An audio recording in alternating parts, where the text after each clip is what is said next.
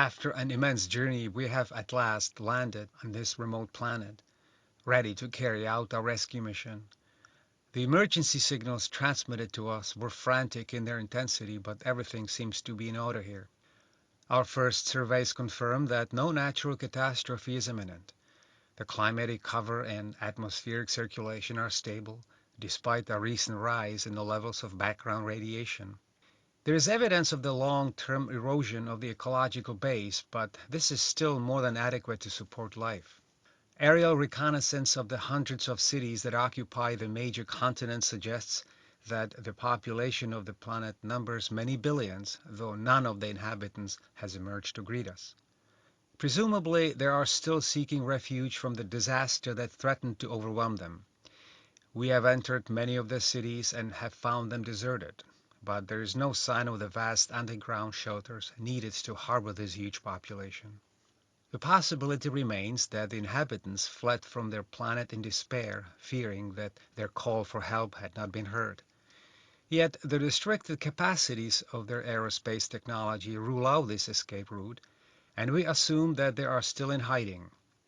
In an attempt to reassure them, we are making use of the local television and radio facilities and have broadcast a signal of greeting and friendship. Surprisingly, this has activated the planet's extensive computer networks, which have reacted with a sudden show of alarm, as if well used to mistrusting these declarations of good intent. We have found that the computer system is fully operational. Large sections of the system, in particular its predictive and cognitive functions, have been self-generated within the recent past, when the computer networks seem to have independently mobilized themselves to face the imminent disaster.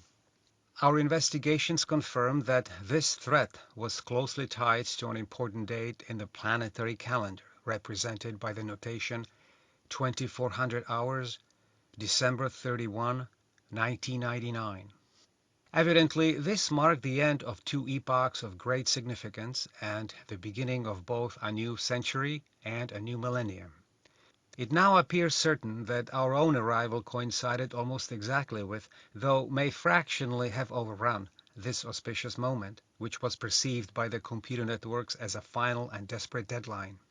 The planet's entire computer system is still at an ultra-high state of arousal, registering a recent all-out response to extreme peril. Only a small volume of signal traffic moves between the satellite links, but there are gigantic memory stores with a capacity far in excess of the system's needs. These memory banks are now full, guarded by complex codes that we have been unable to break, and are perhaps the treasure house and terminal repository of the planet's ancestral knowledge. So impressive are the defenses of the system that we are now convinced that it was these computers that authorized the transmission of the emergency signals summoning us to their world's rescue. However, there is still no sign of the inhabitants and no response to our broadcast greetings. The cities and their suburbs, the airports and highways remain silent. Meanwhile, we are carrying out a survey of these people and of their values and civic virtues and have come across a number of striking paradoxes.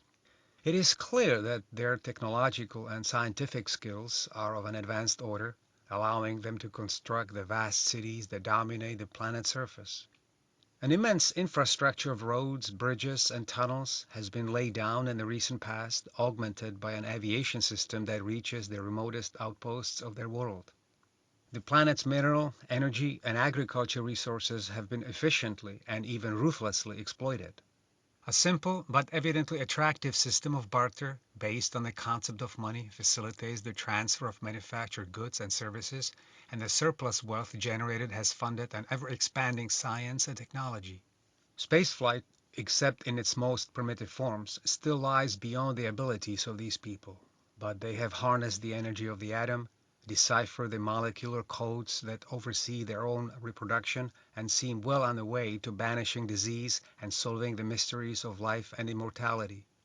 At the same time, our researchers have shown that despite these achievements, the peoples of this planet have in other respects scarcely raised themselves above the lowest levels of barbarism.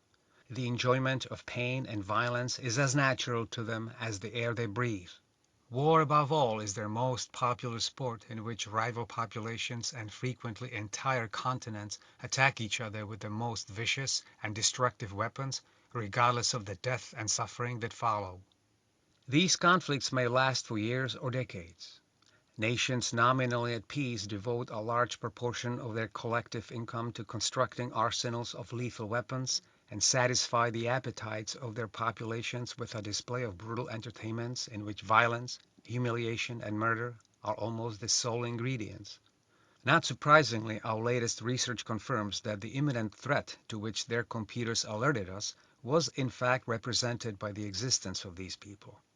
They constituted a danger that was about to overwhelm their planet, and it was to save themselves that the computer networks summoned us from the far side of the universe.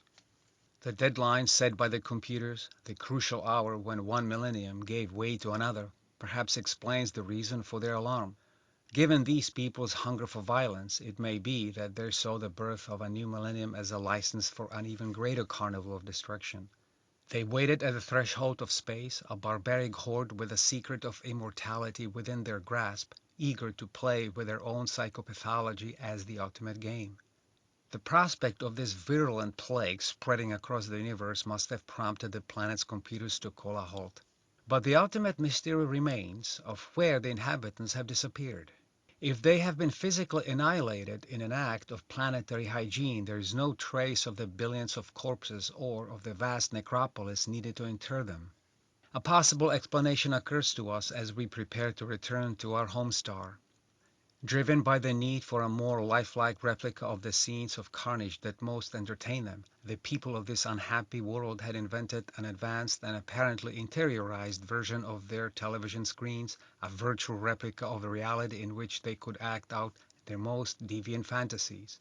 These three-dimensional simulations were generated by their computers and had reached a stage of development in the last years of the millennium in which the imitation of reality was more convincing than the original.